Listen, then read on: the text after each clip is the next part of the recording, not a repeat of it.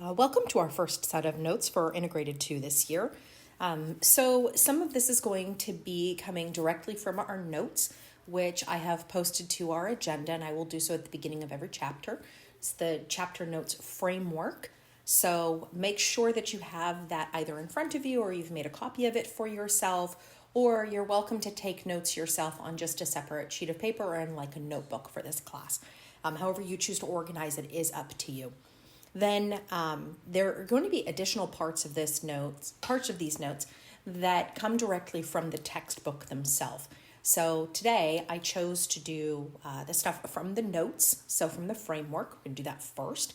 And then the second part, we're going to jump right into the book problems. Okay, so at this time, we're just going to go ahead and do a quick little review on diamond problems. So if you take up a look at the very top here, we have hopefully something that looks familiar to you guys. If we take the two things on the side, so our X and our Y, actually think about those as kind of the workers, and we multiply those two, that's going to give us the thing in the top. So that's going to give me my multiplication answer here. So think about that as multiply. Then likewise, we can go through and take the two green things again, so the workers on the side, and we're going to add those together to get the thing on the bottom. So should look familiar. You've been doing this for a couple of years. So we're just going to go ahead and take these guys and see what we can get for the entries. So if I take a look at the first example, I know I've got a 5 and a -3, so I'm going to multiply those to get the number on the top. If I multiply, that's going to give me a -15, and then if I add those two, just watch your signs, you're going to get a +2. Okay, move along to the next one. You'll notice this time we don't have the green stuff. So you might have to do a tiny bit of guess and check, but ultimately you're trying to find the two numbers that when you multiply give you 28 in the top, and they give you -11 in the bottom. So if you have a -11 in the bottom, you're going to want the signs to be the same because the top is a positive. So remember, if you have a negative and a negative multiplied together, you get a positive, positive and a positive, you get a positive. So I think that I would go through, kind of rattle off the list of factors to myself for 28, but I believe that this is going to be a -7 and a -4. It will do the job on all of the parts. So again, I'm just going to kind of whip through these pretty quick. So I want to multiply to -21 and I want to add to 4. So I want the signs to be different when I multiply, so -21. But when I add them, I want the bigger number, if you want to think about it that way, is going to be positive. So I think this is 7 and 3. So if I have a 7 and a 3, positives isn't going to work. Plus it'll give me a 10 on the bottom. But if I make the 3 negative, I think it'll work. It'll give me the -21 on the top. Okay. And then moving on to this next one here. All right, so we've got the top and the side in this case. So the top and the side in this case, let's see, I need to multiply to get to -42. I think this is going to have to be a -7 to make that work. And then I'm going to go ahead and add those two together, and that's going to give me -1. And that covers the bit of the notes that we're going to be doing on this part. So I'm going to move on to the next one. And then if I am going too fast or too slow, you can always, with the too fast, kind of pause, look back. You can rewind a little bit. If I'm going too slow, I'll speed up then if that's the case. So I will be asking you guys in class what your impression is on this. So now would be a great opportunity to kind of pause, read the problem, try to figure out what we're supposed to be doing, and then we'll move on to the next part and we'll start doing the different pages for this one.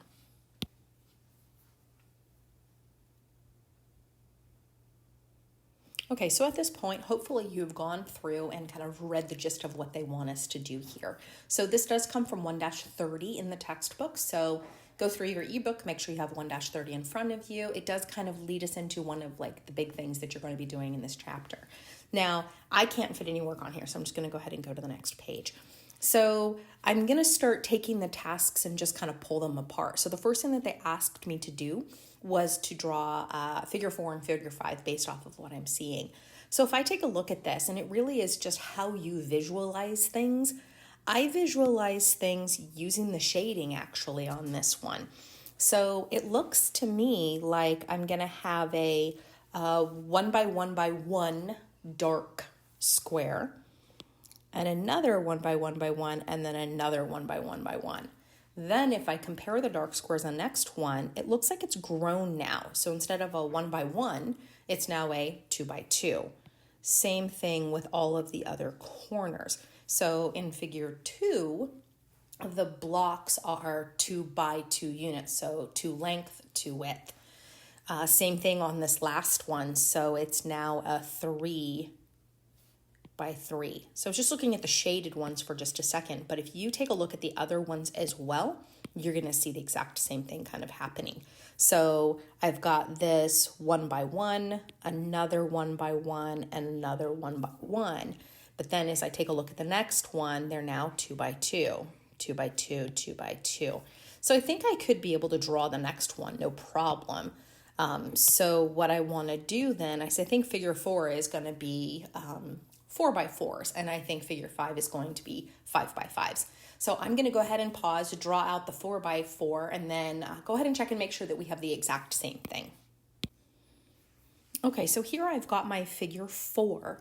The other thing too that I'm kind of noticing as I'm going along is that the dimensions, length and width of each of the shaded boxes and the unshaded boxes actually matches the figure number. So I know I'm going to have to come up with some patterns later. So I'm just kind of keeping track of what I'm seeing. So you'll notice that I kind of have the same thing going on here. So there's my 4 by 4 by 4, my 4 by 4. And then I have my 4 by 4 here as well. So go ahead and take this opportunity, pause, see if you can draw the figure 5, do a quick check on mine, and then we're going to move on to the next part. Okay, so here's my figure 5.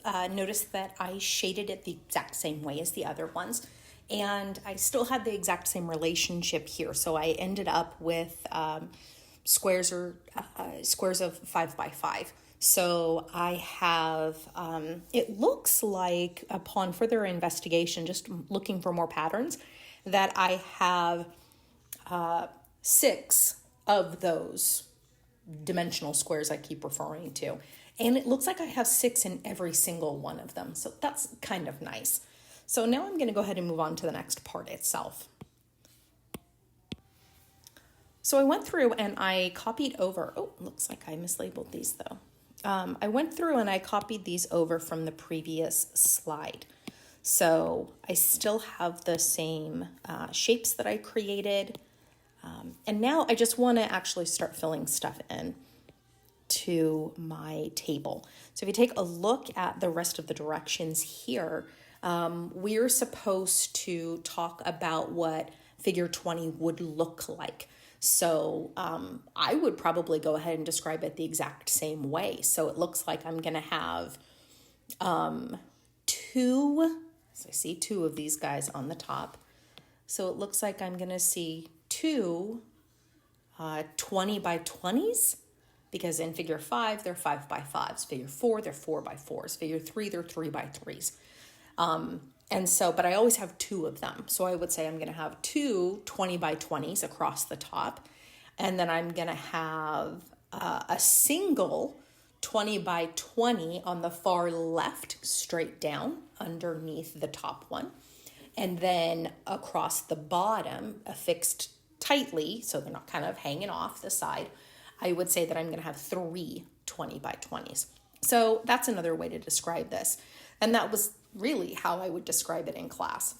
What are its area and perimeter? I'm not really sure yet. I think I need to figure out some other stuff first. So if we take a look at figure 1, figure 2, and figure 3, go ahead and take this opportunity to find the perimeter for the figures. And I'll go through figure 1 with you quickly first. So if we take a look at figure number 1, what I want to be able to do when I'm finding the perimeters, I'm going to trace around the object. And remember that each of those little tiny, tiny, tiny squares is a dimension of 1 on each side. And then just find a place to start. Make sure you don't double over where you started. So I'm going to start here, and I would go 1, 2, 3, 4, 5, 6, 7, 8, 9, 10, 11, 12, 13, 14. So I would say that the perimeter on the first one fitting into my table is going to be 14. Now I'm going to leave a little bit of space underneath it because I'm going to start looking for patterns as well. And then the area itself, well, to calculate the area for these, all I'm going to do is look and see how many of the actual little squares that I have. So I'm again looking at figure 1. I would say there's 1, 2, 3, 4, 5, 6. So going back over to the area for figure 1, I would say 6. And again, I'm leaving a little bit of space below it because I want to see if I can find some patterns after doing this a couple of times. So go ahead and see if you can figure out the perimeter and the area for each of the 5 figures that we have here. So figure 2, 3, 4, and 5. Again, leave a little bit of space when you're doing this, and let's see if we can find some patterns. Okay, so take this opportunity to check your table against mine. I tried to be super careful when I was counting, so hopefully I am correct, which I believe I am. The first thing that I want to take a look at is the perimeters. So I'm going to go ahead and circle that guy in red, and any little notes that I make underneath, I'm going to make in red as well. Okay, so when I take a look at the perimeter of this thing, I'm going to base it off of the very first one. So I know that I ended up having, for each of my cubes, except for a couple of them, the most sides that I have exposed is 2. Now there's a couple that actually have 3 exposed. So we can actually go through and come up with a pretty complicated pattern. So there's really a couple of ways to do this. But what I decided to do was I just thought about on figure number 1 that I had 14 exposed sides. So I want to think about that. Okay, here for that guy. So, and I know that this is figure 1. All right. I guess I want to think about how many of those 14 exposed sides that I'm going to have. So if you think about this, when I went from the 1 by 1 cube and I bumped it up to a 2 by 2 cube, then that means that I added 2 cubes on each of these guys. So if this is what I started with in the first place, that singular one, well, then I just added another cube here and another cube here. Actually, let's put it on the outside here. So I am including more cubes to go along with this. So I kind of have a theory. And I did see when I took a look at the table that all of those numbers looked kind of familiar. And they all had to do with a 14. So if I take a look at the perimeter on the first one, if I do 14 times 1 gives me 14. I did think it was interesting that the 1 that I'm referring to here just so happens to match the figure number. So maybe if I can find more to do with the 14s. So let's move on to the next one. So let me test my theory. So I'd like this idea of 14, just kind of with what I started with, times by, okay, I'm going to take a look at the figure number. That's going to be 2. So if my theory holds, I think I can do 14 times 2. And that does give me 28. So I'm going to go ahead and test this theory as I go through. So I'm thinking it's 14 times 3. Okay, 14 times 3, that does give me 42. 14 times 4, that does give me 56. Now understand, this isn't the only pattern. This was the one that kind of jumped out at me. And I did see it visually with how the sides were growing on my perimeter. So that's one way to take a look at it. Then I want to go ahead and take a look at the area. So remember, with the area, we count the boxes inside. So let's get rid of that red right there. So here, I know that I have, 6 boxes inside. 6 of my 1 by 1 boxes. Okay. So maybe if 6 is involved, well, I want to think about area. So I know that if I multiply 1 by 1, I just get 1. So I think maybe 6 times 1. All right, I'm going to go over here. And I want to take a look at the new boxes that were formed. So like all the shaded part. So if I take a look here, every single one of those boxes is a 2 by 2. So I have 2 by 2 for each one of them, the shaded and the non-shaded. And of those, let's take a look. So I've got 1 2 by 2, 2, 3, 4, 5, and 6. So it looks like I have 6 2 by 2s. But if I multiply those, 2 by 2 gives me 4. 6 times 4, let's see if it works. It does, it gives me 24. But I think I'm going to rewrite it as 6 times a 2 by 2, just so I can kind of relate back to the figure number there. Okay, so let's see if it works on the next one. So my theory, just testing it out, 6, and I think each of the boxes was a 3 by 3 this time, which if I go back up to figure 3, they are. Every single one of them was a 3 by 3, and I still do have 6 of them. All right, so if I have 6 of these, and each one of them is a 4 by 4, 6 times 16 does give me 96. And then I have 6 of these 5 by 5s. And 6 times 25 does give me 150. So I think I've got some patterns here. I think I want to clean up the area, though. I'm not going to look at the 1 because it's kind of hard to see it. But we know that repeated multiplication with the exact same number can actually be shrunk down to exponents. So I think I'm going to rewrite this 2 by 2 as a 2 squared times 6. I'm going to write that 3 by 3 as a 3 squared times 6. Likewise, all the way down.